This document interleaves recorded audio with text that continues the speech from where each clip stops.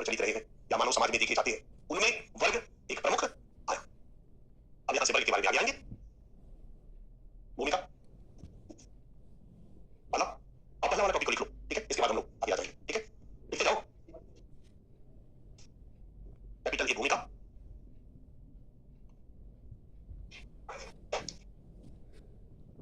स्तरीकरण का तात्पर्य, स्तरीकरण का तात्पर्य मानव समाज का स्तरों में विभाजन की एक व्यवस्था से। स्तरीकरण का तात्पर्य मानव समाज का स्तरों में विभाजन की व्यवस्था से। ओके, सेकंड पॉइंट, स्तरीकरण बहुआयामी व्यवस्था है।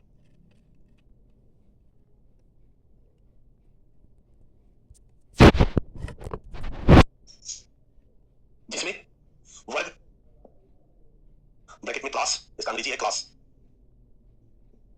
एक प्रमुख आयाम है। वर्ग या क्लास एक प्रमुख आयाम है। अब हम वर्ग पर फोकस करेंगे। हमने यहां से दे दिया, हम सीधे वर्ग पे, डिपेंड करता है कि आपका क्वेश्चन कैसा है, उस हिसाब से हम एक स्ट्रक्चर बना रहे हैं। जरूरी नहीं है कि हर प्रश्न के शुरुआत में आप लिखें जैसा क्वेश्चन, अगर हमें क्वेश्चन ऐसा है जहां हमें कुछ भूमिका देनी है, तब यहां से भूमिका उठा सकते हैं। कैपिटल बी, स्तरीकरण के आयाम के रूप में वर्ग।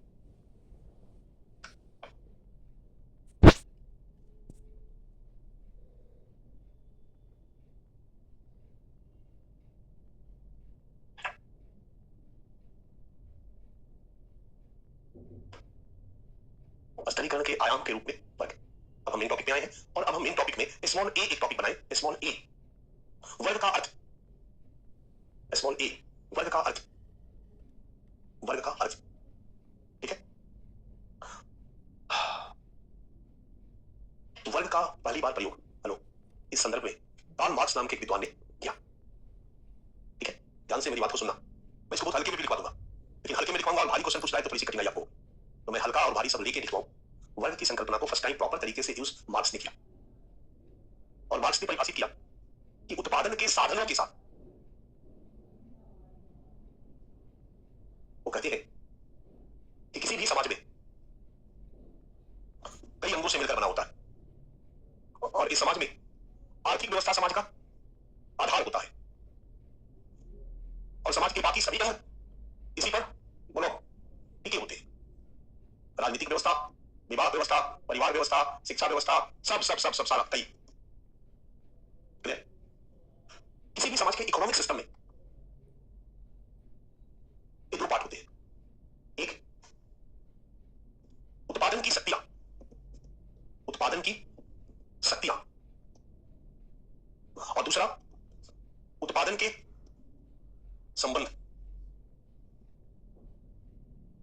उत्पादन की शक्ति, शक्ति का मतलब क्या होता है? What is the meaning of power? मैं मुट्ठी भेजा, कुछ समझ में आया? पावर मतलब, पावर शब्द सुने हो ना, पावर शक्ति। पावर या शक्ति को कैसे डिफाइन करोगे? पावर या शक्ति मतलब ताकत, क्षमता।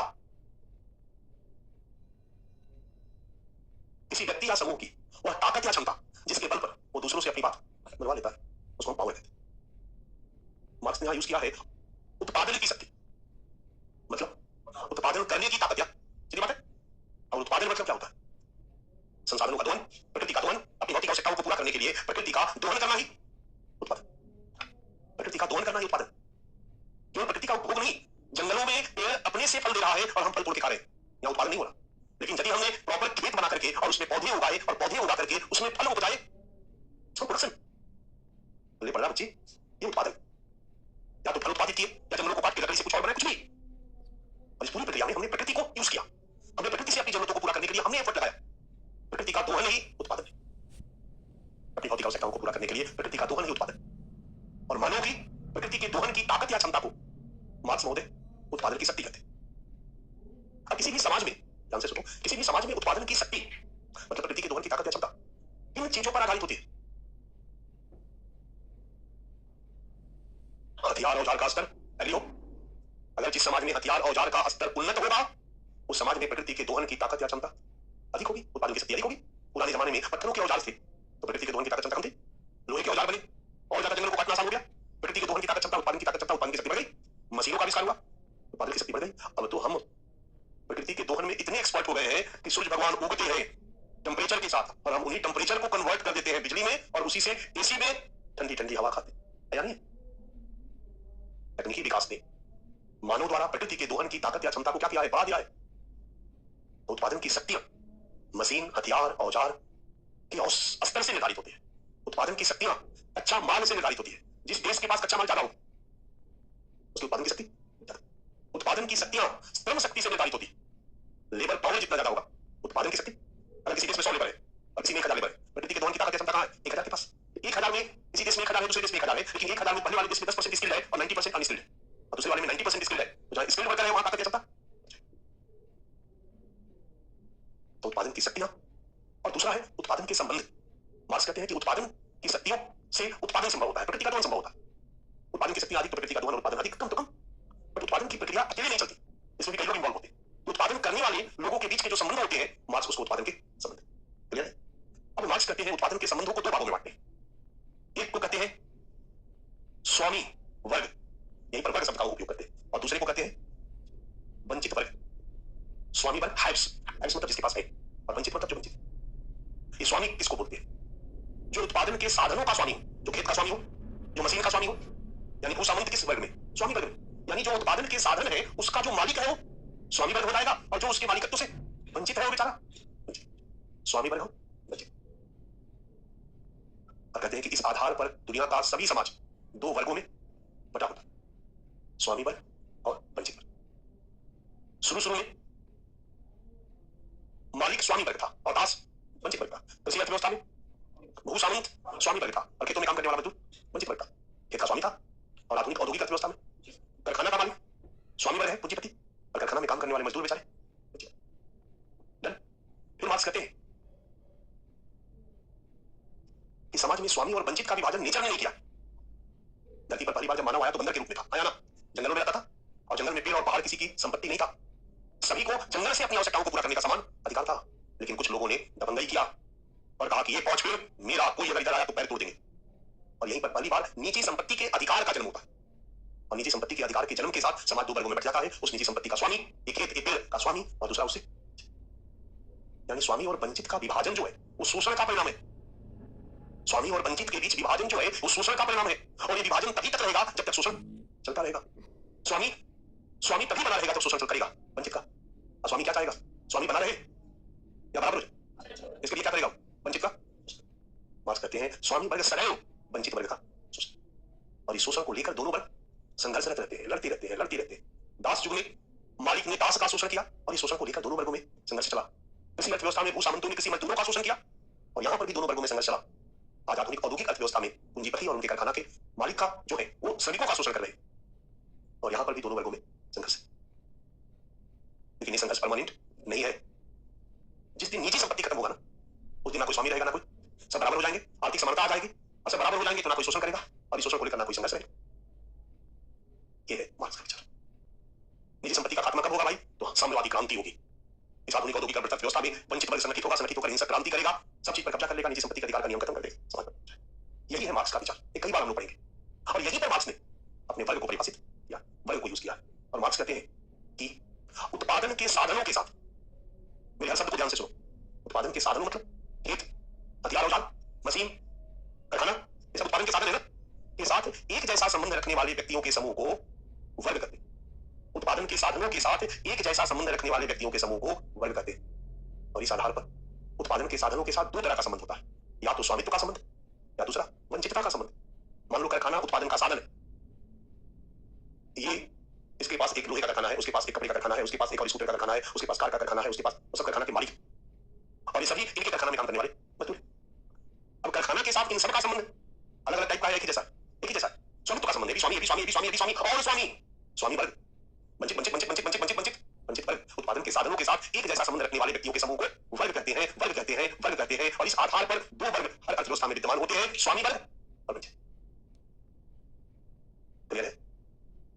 मार्क्स ने वर्ग को परिभाषित किया। बच्चा लोग, जब मार्क्स ने वर्ग को परिभाषित किया उस समय स्थिति भी ऐसी थी। मार्क्स 1818 में पैदा लिया, 1883 में मर गया। 1850-60 का जो एक्सपीरियंस था यूरोप का, वही उसके विचारों का आधार था। उस समय औद्योगिक क्रांति शुरू में हुई थी, शुरुआत हुई थी 1750 में। औद्योगिक क्रांति हुई 40-50 सालों में फैली अलग अलग के देशों में। इंग्लैंड में औद्योगिक क्रांति होती है, जर्मनी तक आते 10-20 साल लगते हैं। 1850 तक आते भी औद्योगिक क्रांति अपनी प्रारंभिक अवस्था में थी।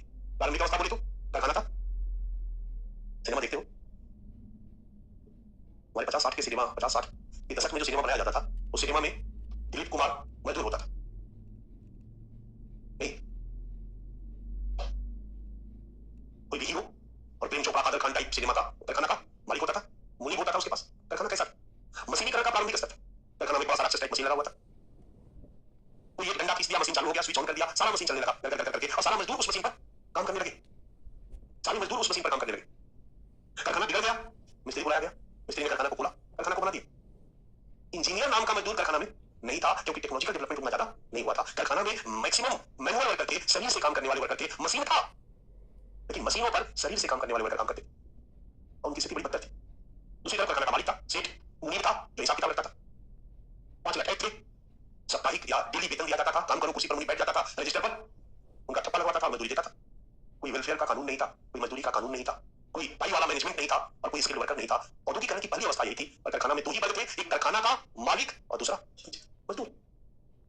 मालिक की स्थिति बहुत अच्छी थी और मजदूरों की स्थिति बहुत बदतर थी। मार्क्स ने भी कहा कि उत्पादन के साधनों के साथ एक जैसा संबंध रखने वाले व्यक्तियों के समूह को वर्ग कहते हैं। इस आधार पर समाज 2 वर्गों में बटा होता है, स्वामी और वंचित। स्वामी बड़े मस्त स्थिति में होता है, बिंदास टॉप पे होता है, और वंचित बेचारा बॉटम। स्तरीकरण में वंचित बॉटम में होता है, स्वामित्व से वंचित। कारखाना का जो मालिक होता है वो टॉप में होता है।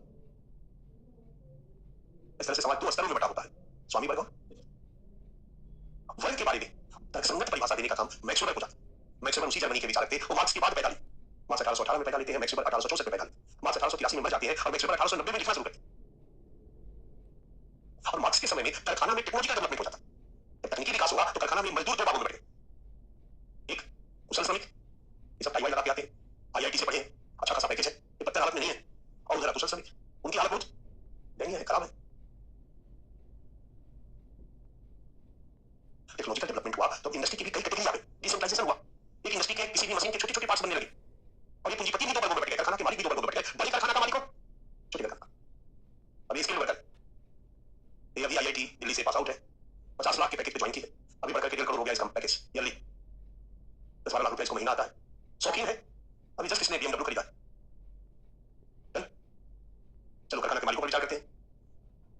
वो लोहे के कारखाना का मालिक, उसका एक बड़ा कपड़े का कारखाना है, इसका भी कारखाना है, ये वाशर बनाता है। आजादपुर में 2 रूम ले रखा है, 1-1 लाख का 2 मशीन खरीद रखा है, 5-6 मजदूर रखा है, उन्हीं मजदूरों से वाशर बनवाता है। एक लंबरी का स्कूटर रखा है, तिरछा करता है, फिर सीधा करता है, फिर तिरछा करता है, फिर सीधा करता है, तब की कमाता है, तब स्टार्ट होता है। डेली सुबह स्कूटर के दोनों तरफ बड़े-बड़े झोला में वाशर लटकाता है और दुकान जाकर सप्लाई करता है। मार्क्स की परिभाषा में ये कौन है, वंचित वर्ग या स्वामी वर्ग? स्वामी वर्ग। मार्क्स कहता है कि स्वामी वर्ग सदैव टॉप में होता है और वंचित वर्ग सदैव बेचारा वंचित होता है। यहाँ तो वंचित कहाँ है? मार्क्स की परिभाषा में वंचित वर्ग कहाँ है? टॉप पे है यार, BMW से चलती है। और ये स्वामी लंबरेटा गड़बड़ा गया ना परिभाषा, गड़बड़ाया नहीं गड़बड़ा। मैक्स वेबर ने वर्तमान संदर्भ में वर्ग को परिभाषित किया। मैक्स वेबर ने कहा कि मार्क्स की जो वर्ग की परिभाषा है वो सही नहीं है, आधुनिक औद्योगिक समाजों पर लागू नहीं होती। वर्ग, मार्क्स ने कहा कि वर्ग व्यक्तियों का वह समूह है जो उत्पादन के साधनों के साथ एक जैसा संबंध रखता है। स्वामित्व का संबंध या वंचितता का संबंध? स्वामित्व का संबंध रखने वाले सभी स्वामी वर्ग और वंचितता का संबंध रखने वाले सभी वंचित वर्ग। और इस वर्ग असमानता व्यवस्था में स्वामी वर्ग सदैव ऊपर होता है, वंचित वर्ग सदैव नीचे होता है। इस आधार पर समाज में स्तरीकरण बना होता है, स्वामी वर्ग, वंचित वर्ग, स्वामी वर्ग, वंचित वर्ग। लोगों ने कहा कैसा स्तरीकरण नहीं बनेगा, कैसे बनाओगे? स्वामी वर्ग ऊपर रखना पड़ेगा, वंचित वर्ग इसको नीचे रखना पड़ेगा, जबकि उनसे कई गुना बेहतर आर्थिक स्थिति में। मैक्स वेबर ने परिभाषा को बदल दिया, कहा कि हम स्वामित्व और वंचितता के आधार पर नहीं परिभाषित करें। भावना में चाहे स्वामी या वंचित, व्यक्तियों का वह समूह जिसकी एक जैसी आर्थिक स्थिति होती है वो वर्ग कहलाता है। मैक्स वेबर ने इसके लिए थोड़ा कठोर शब्द का इस्तेमाल किया। बाजार अर्थव्यवस्था में औसत है ना, मतलब बैंक अकाउंट में अरब रुपया तो उच्च वर्ग, बैंक अकाउंट में करोड़ रुपया मध्यम वर्ग, बैंक अकाउंट में कुछ भी नहीं। अब वो बैंक अकाउंट में करोड़ रुपया मालिक बन के आए या बोलो दूसरे के कारखाना में काम करके आए, उससे कोई लेना देना नहीं है। मामला समझ में आ रहा है? नहीं? पैसा है, बाजार अर्थव्यवस्था में आपकी ढेर सारा सामान खरीदने की स्थिति में हो, लाइफ चांस है, जीवन अवसर आपका ऊंचा है, कुछ भी खरीद सकते हो, तो आप उच्च वर्ग में। नहीं है, नदारत है, तो आप निम्न वर्ग में। अब बताओ मार्क्स की परिभाषा से वेबर की परिभाषा तर्कसंगत है कि नहीं है? मार्क्स की परिभाषा में वर्ग स्तरीकरण में 2 ही स्तर, स्वामी वर्ग और वंचित वर्ग। दास युग में मालिक और दास, कृषि अर्थव्यवस्था में सामंत और कृषि मजदूर, आधुनिक औद्योगिक समाज में कारखाना का मालिक और श्रमिक। वेबर ने इसको थोड़ा रेशनलाइज किया और कहा कि आर्थिक आधार पर मानव समाज 4 वर्गों में बटा हुआ है। उच्च संपत्तिशाली वर्ग, अडानी, अंबानी, टाटा, ये लोग हाईली स्किल्ड लेबर, लाखों रुपया कमाने वाला। छोटे छोटे दुकानदार, छोटा छोटा कारखाना, वासर बनाने वाला, सारा कारखाना वाला एक जैसा नहीं है। और उधर बेचारा प्रायोगिक श्रमिक, अकुशल श्रमिक सबसे बॉटम में। और इस तरह से मैक्स वेबर ने आर्थिक आधार पर वर्ग को परिभाषित किया और वर्ग के आधार पर 4 स्तरों की चर्चा। मार्क्स के 2 स्तर की जगह उन्होंने कहा कि समाज में 4 स्तरों में बटा हुआ है। और आप पाओगे कि रियल में ज्यादातर रियल एक्सप्लेनेशन किसका मार्क्स का है। ये तो आपको याद रखना होगा क्योंकि 2 पर मैंने ज्यादा फोकस किया है, 2 पर प्रश्न पूछा जाता है। ऐसे मैंने एक और परिभाषा दे दी एंथोनी गिडेंस की। एंथोनी गिडेंस उत्पादन के साधन शब्द का इस्तेमाल नहीं करते, उत्पादन की पूरी प्रक्रिया के साथ एक जैसा संबंध रखने वाले व्यक्तियों के समूह को वर्ग करते। राइट। और तब फिर हम लोग एक जनरल परिभाषा देंगे जो सबसे सही हो। अक्सर आप किताब पढ़ते हो, किताब में कोई चीज की परिभाषा दी गई होती है, एक ही दी गई होती है, 4-5 लोगों की होती है, 4-5 की होती है। अच्छा 5-6 लोगों की परिभाषा के बाद अंत में क्या होता है, निष्कर्ष परिभाषा होता है। हम लोग निष्कर्ष परिभाषा डन। देखिए वर्ग का अर्थ, एक नंबर कार्ल मार्क्स के अनुसार लिख दो। कार्ल मार्क्स के अनुसार डैश उत्पादन के साधनों के साथ, जो मैंने लाइट ब्लू में दिया है ना बच्चा, उसको अंडरलाइन कर देना। ब्लू का मतलब है अंडरलाइन करो, वो इंपॉर्टेंट वर्ड है। उत्पादन के साधनों के साथ समान संबंध रखने वाले व्यक्तियों का समूह वर्ग कहलाता है। व्यक्तियों का समूह वर्ग कहलाता है। क्लियर है? समान संबंध मतलब स्वामित्व का संबंध या वंचितता का संबंध। दूसरा मैक्स वेबर के अनुसार समान आर्थिक हित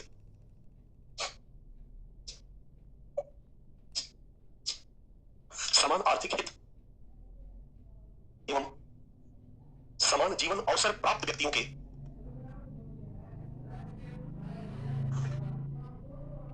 समूह को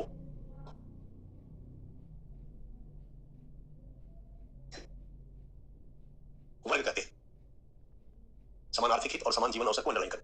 या जीवन अवसर का मतलब होता है बच्चा बाजार में खरीदने, ये सब बड़े बड़े विद्वानों के चुचले हैं, थोड़ा शब्द टेढ़ा दे देते हैं जिसके चलते थोड़ी दिक्कत होती है। तो भाई आसान है कि समान अवसर का मतलब है कि बाजार में आपको अवसर बराबर मात्रा में उपलब्ध है। मतलब बैंक में एक अरब है तो दोनों के मतलब वो प्रॉपर खरीद सकता है सामान। समझ में आ गया? स्वामी और वंचित से कोई लेना देना। और वो चाहे स्वामी बन के पैसा उसके पास है या वंचित बन के पैसा उसके पास है, पैसा तो उसके पास है ना। वो कारखाना का मालिक है या नहीं, ये कारखाना का मालिक नहीं है, ये टेक्निकल लेवल है। इसके पास इतना ज्ञान है कि इसको लाखों करोड़ों देकर के लोग कर रहे हैं।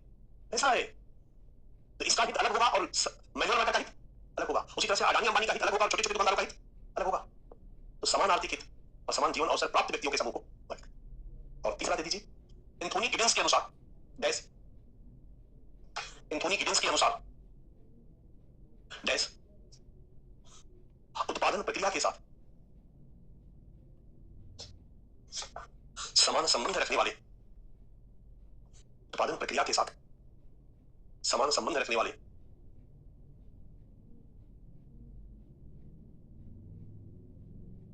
व्यक्तियों के समूह को वर्ग कहते हैं।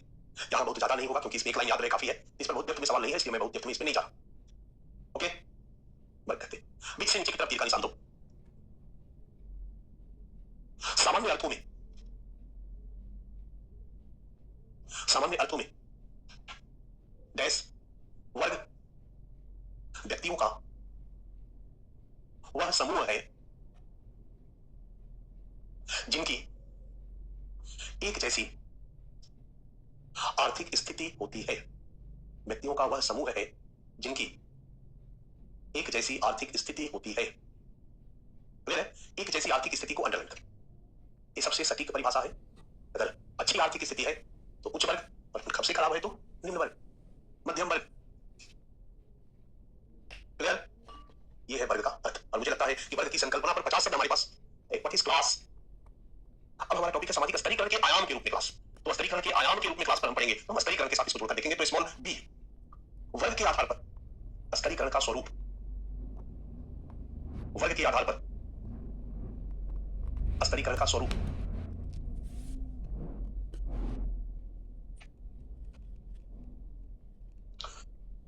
अंडरलाइन नीचे की तरफ एरो देकर लिखिए।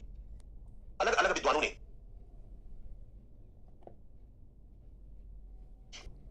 वर्ग के आधार पर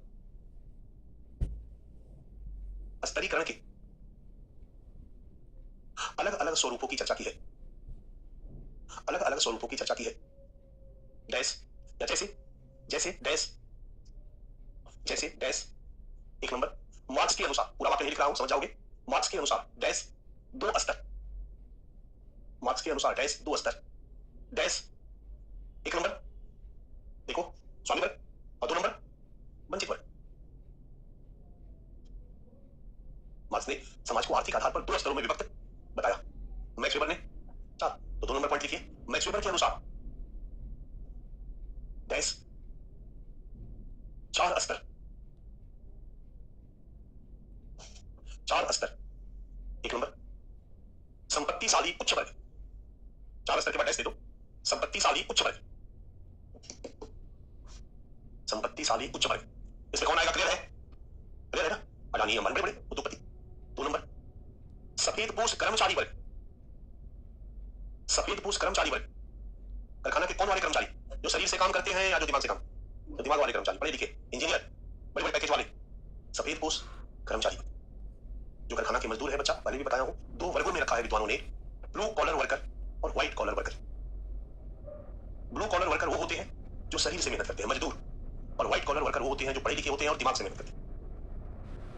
ब्लू कॉलर इनको इसलिए कहा जाता है क्योंकि जिसको आप फैशनेबल कहकर जींस पहनते हो, जब खनन उद्योग की शुरुआत हुई, कारखाना उद्योग की शुरुआत हुई, तो ये मजदूर यही जींस का पैंट और शर्ट पहनते थे। पहले कारखाना के अंदर, माइनिंग के अंदर जाना होता था तो गंदगी लगती थी, फटने का डर होता था, मजबूत कपड़ा होता था, ठंडा प्रदेश था, यूरोप में औद्योगिक क्रांति हुई तो ठंडा प्रदेश था, तो यही जींस वाला पैंट शर्ट पहनते थे। पूरा का पूरा ड्रेस इनका इसी ब्लू कलर का होता था, इसको ब्लू कलर वर्कर।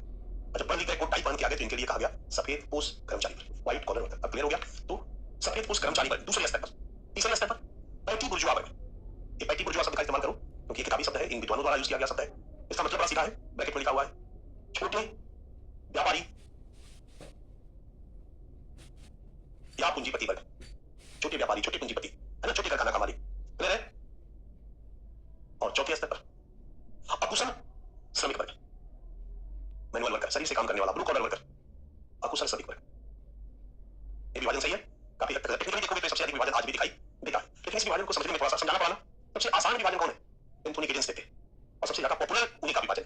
वर्ग के आधार पर जो मानव समाज में स्तरीकरण की चर्चा करते हैं तो कहते हैं कि वर्ग के आधार पर समाज 3 स्तरों में बटा रहा है, जनरली उच्च वर्ग, मध्यम वर्ग और सबसे सटीक यही माना जाता है।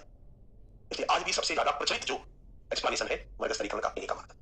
तो लिखिए 3 नंबर पे, एंथोनी गिडिंस के अनुसार डैश 3 स्तर। इसको लिखोगे कैसे? एंथोनी गिडिंस के अनुसार मानव समाज वर्ग के आधार पर 3 स्तरों में बट रहा है, ऐसे लिखोगे ना, ये सब अपने से लिख देना, 3 स्तर डैश। 1 नंबर उच्च वर्ग,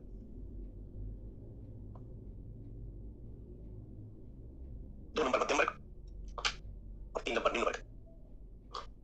उच्च वर्ग, मध्यम वर्ग और निम्न वर्ग। नीचे छोटा तिरका निशान दो ऐसे। देखो, आधुनिक औद्योगिक समाजों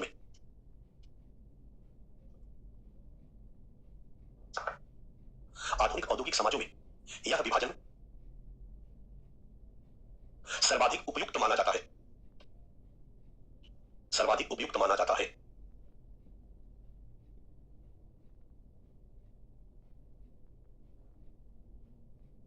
ओके, अब हम लोग वर्ग क्या है जान लिए, वर्ग स्तरीकरण में कितने स्तरों में वर्ग के आधार पर विद्यमान रहा है समाज, ये भी जान लिए, अलग अलग लोगों के विचार भी जान लिए, और हम लोग जनरलाइज्ड भी जान लिए कि वर्ग स्तरीकरण आधुनिक औद्योगिक समाज की स्तरीकरण के प्रमुख रूप है। दुनिया के सभी औद्योगिक समाजों में आर्थिक आधार पर समाज 3 स्तरों में विभक्त रहा है, उच्च वर्ग, मध्यम वर्ग और निम्न। इसके बाद ढेर सारा पैसा है, चाहे कारखाना का मालिक बन के आया, ढेर सारा पैसा वाला उच्च वर्ग, एकदम नहीं या कम पैसा वाला गरीब। ये बात ध्यान देना, ये विभाजन हम लोग मोटे तौर पर करते हैं। कई विद्वानों ने इस विभाजन को और बढ़ा दिया। उन विद्वानों ने कहा कि मोटा मोटी विभाजन और सटीक के लिए उच्च वर्ग भी 2 भागों में बटा। अति उच्च वर्ग, टाटा अंबानी बिरला और सामान्य कारखाना का मालिक। अति उच्च वर्ग, मध्यम वर्ग, निम्न वर्ग और अति निम्न वर्ग। ऐसे भी निम्न वर्ग लोग हैं जिनको ठीक से भोजन भी नहीं मिलता, भिखारी टाइप के। अति उच्च वर्ग, उच्च वर्ग को तो बात कर दिया, मध्यम वर्ग, निम्न वर्ग को 2 भागों में बांट दिया, निम्न वर्ग और अति निम्न। कुछ विद्वानों ने इसका डिवीजन 5 ही में नहीं 7 स्तरों में कर दिया। अति उच्च वर्ग, ये से रखा, अति निम्न वर्ग, निम्न वर्ग, ये से रखा, मध्यम वर्ग को 3 पार्ट में कर दिया, उच्च मध्यम वर्ग और निम्न मध्यम वर्ग। अब ऐसा थोड़ी लगता है करने में, टेंशन आप लोग का बढ़ेगा, आप लोग पढ़ो, बट हमें उतना नहीं जाना है। ये जनरल सबसे ज्यादा प्रचलित सामान्य जो विभाजन है वो यही है। स्तरीकरण के आयाम के रूप में वर्ग का अर्थ, स्तरीकरण, वर्ग के आधार पर स्तरीकरण का स्वरूप। क्लियर हो गया? अब हम आते हैं सोशियोलॉजी। सोशियोलॉजी क्या है? इसका समाज पर प्रभाव, राइट। तो हम कैपिटल सी में एक हेडिंग बनाते हैं, वर्ग स्तरीकरण के सामाजिक परिणाम।